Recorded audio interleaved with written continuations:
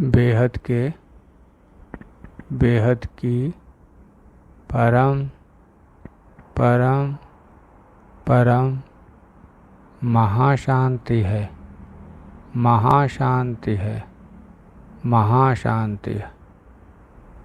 आइए इस पर विचार कीजिए। सीरीज़ की एपिसोड नंबर 9 पुस्तक है लाइफ इन मल्टीवर्स में जीवन, अध्याय 2 ऊपर की आयामों की यात्रा। हम शीर्षक भूभुरलोक पढ़ रहे हैं। चलिए चलते हैं पेज नंबर 21 पे।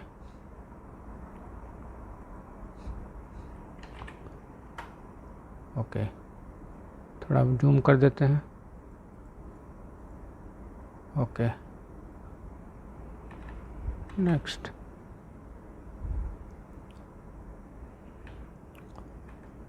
तो हमने सब पढ़ चुके हैं कि जिसमें सूक्ष्म शरीर की क्षति की भरपाई हो जाती है। अब आगे पढ़ते हैं।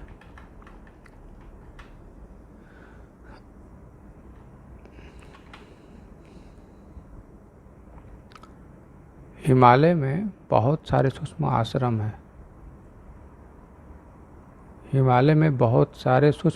हैं। मतलब जैसे धरती पे आश्रम है लोगों के, उस तरह हिमालय में भी सूक्ष्म आश्रम है। वाह। कई आत्माएं अपना अलग अलग गोला बनाकर तपस्या कर रही हैं। गोला बनाकर? क्या है गोला? वो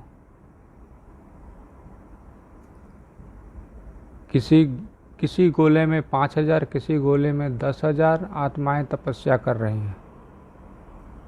अच्छा, गोला मतलब एक तरह से जगह बनाकर, सर्किल बनाकर उसमें 5000 हैं, किसी में 10,000 आत्माएं तपस्या कर रही हैं। अच्छा, विचार कीजिए कि गोले 5 हैं, 5000 हैं, 10,000 एक गोले में 5000, किसी गोले में 10,000, किसी में 8, 9, 10 अनंत गोले हों तो विचार कीजिए इस पर कि कितने गोले हो सकते हैं। नेक्स्ट, ऐसे लाखों की संख्या में आत्माएं तपस्या करती हैं। लाखों की संख्या में। और वायु और एवं अग्नि तत्व को चार्ज करती हैं। ओके, वायु और अग्नि तत्व को चार्ज करती हैं। ठीक है, तो जिससे सूक्ष्म तत्व यानी शुद्ध वायु तत्व से सूक्ष्म शरीर की भरपाई हो सकती है। सूक्ष्म तत्व यानी शुद्ध वायु तत्व से सूक्ष्म शरीर की भरपाई हो सकती है। सूक्ष्म शरीर में जो किसी तरह का क्षति है उसकी भरपाई हो सकती है। अच्छा है। हिमालय में सूक्ष्म शरीर को चार्ज किया जा सकता है, लेकिन कारण शरीर को नहीं। ये कौन सी नया रहस्य है? हिमालय में सूक्ष्म शरीर को चार्ज किया जा सकता है, लेकिन कारण शरीर को नहीं। विचार कीजिए कि कारण शरीर को क्यों नहीं रिचार्ज किया जा सकता है। आगे बढ़ते हैं। मन, इच्छाएं, संकल्पों और कर्मों के कारण जो शरीर बनता है वह कारण शरीर है। मन, इच्छाएं और संकल्पों और कर्मों के कारण जो शरीर बनता है वो कारण शरीर है। तो सूक्ष्म शरीर में भी मन होता है, भावनाएं होती हैं, संकल्प चलते हैं, इच्छाएं होती हैं, कर्म करता है, सूक्ष्म कर्म। शरीर, कारण शरीर रिचार्ज कैसे होगा? क्योंकि वो कर्म कर रहा है, संकल्प कर रहा है, इच्छाएं कर रहा है, मन चल रहा है उसका। कि कारण जो बनता है वो शरीर, कारण शरीर। इस पर विचार कीजिए कि कारण शरीर बनने का कारण मन, इच्छाएं और संकल्प के कर्म हैं। आगे बढ़ते हैं। मनुष्य के सभी कर्मों का अभिलेख कारण शरीर में होता है। मनुष्य के सभी कर्मों का अभिलेख कारण शरीर में होता है। अभिलेख मतलब छप गया, सारे कर्म छप गए, लिख गए।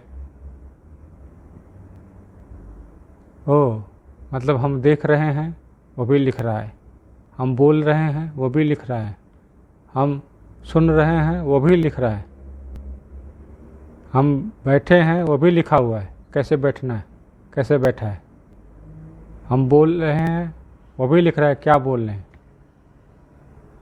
ओ इस पर विचार कीजिए कि सभी कर्मों का अभिलेख कारण शरीर में होता है।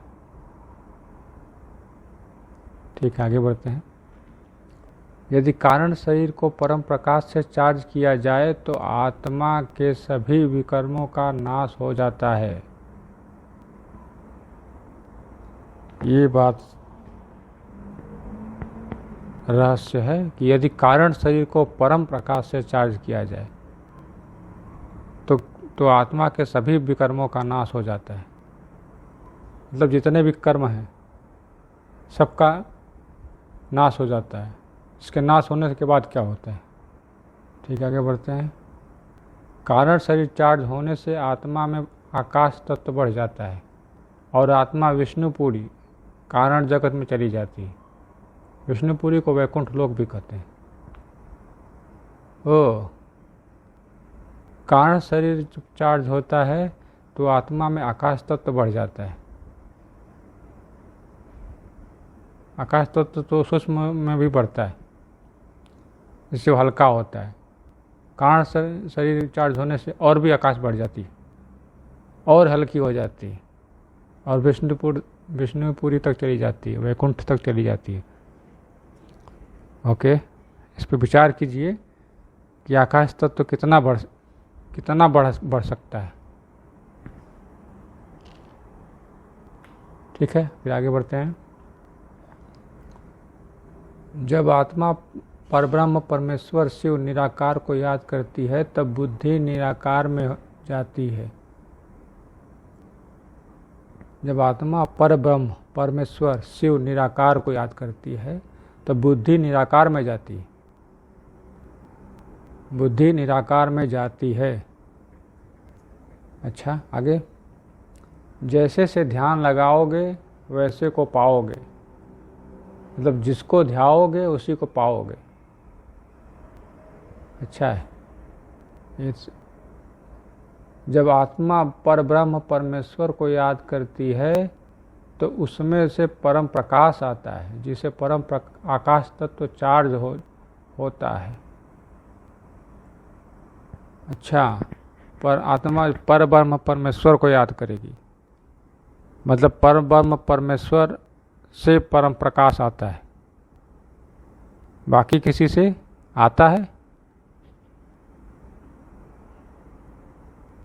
इस पर विचार कीजिए कि क्या देवता भी परम प्रकाश रखते हैं या मात्र परब्रह्म परमेश्वर ही परम प्रकाश रखते हैं। आगे बढ़ते हैं। एक बुद्ध भी परम आकाश तत्व का आत्मा में आने से उसका कारण शरीर और कारण शरीर से सूक्ष्म शरीर चार्ज हो जाता है और स्थूल शरीर चार्ज होने से आत्मा हल्की हो जाती है एवं धीरे धीरे ऊपर की लोकों में जाती है।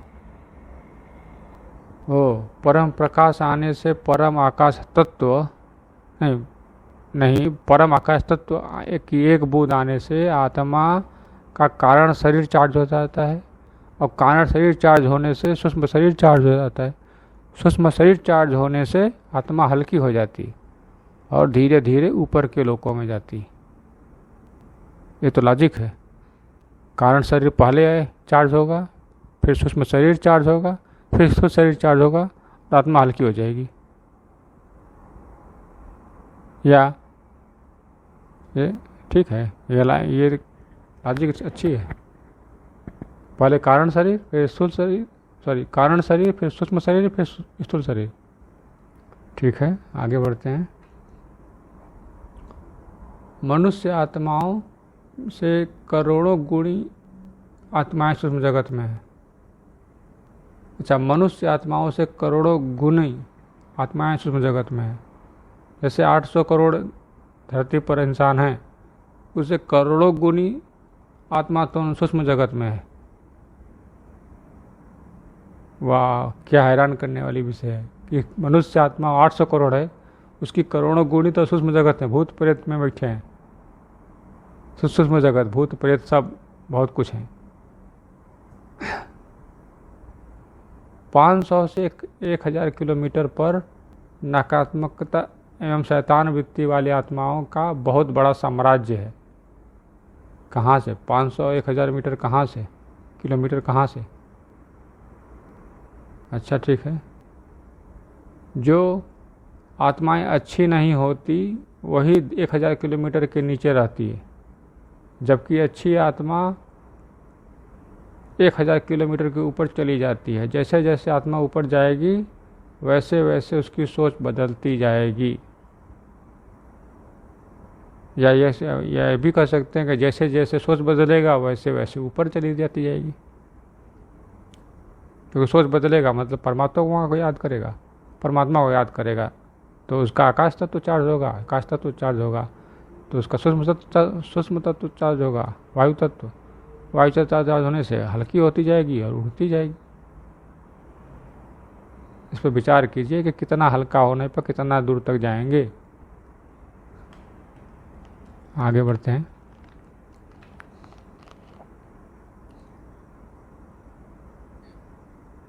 इस लोक को पितृलोक भी कहा जाता है। अच्छा, पितृलोक भी इसको कहा जाता है, भूर लोक को। ठीक है। पहले के समय में आत्माएं इस लोक में रहकर पुनः धरती पर के ऊपर जन्म लेने की प्रतीक्षा करती थी, लेकिन आज आत्माओं के पास इतनी ताकत भी नहीं है कि वह पितृलोक तक भी जा पाए। ये गजब रहस्य है। पहले के समय पे आत्माएं इस लोक में रहकर पुनः धरती के ऊपर जन्म लेने की प्रतीक्षा करती थी। अच्छा, उसी को बोलते थे पूर्वज ही जन्म लेते हैं। लेकिन आज आत्माओं के पास इतनी ताकत भी नहीं है कि वो पितृलोक तक भी जा पाए। मतलब घर में ही बैठी रहती है, ऊपर जहाँ कहाँ जाना है जा सकती है। सो विचार कीजिए कि पितृलोक घर पे ही बैठे हैं या ऊपर गए। ठीक है। मृत्यु के बाद जो श्राद्ध दिया जाता है वो इस लोक की आत्माओं के लिए था, लेकिन आज आत्माएं शरीर छोड़ने के बाद धरती के वायुमंडल में ही घूम रही हैं। ओह,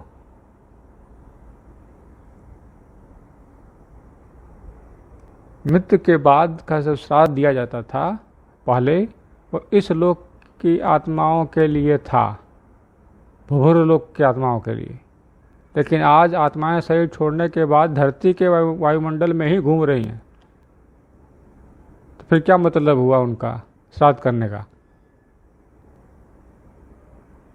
इस पर विचार कीजिए कि धरती का वायुमंडल भी नहीं छोड़ पा रही हैं तो भूर लोक में कैसे जाएंगी? फिर स्वर्गलोक में कैसे जाएंगे? स्वर्गलोक का तीसरा चैप्टर शीर्षक आने वाला है। तब तक के लिए आप इस पर विचार कीजिए।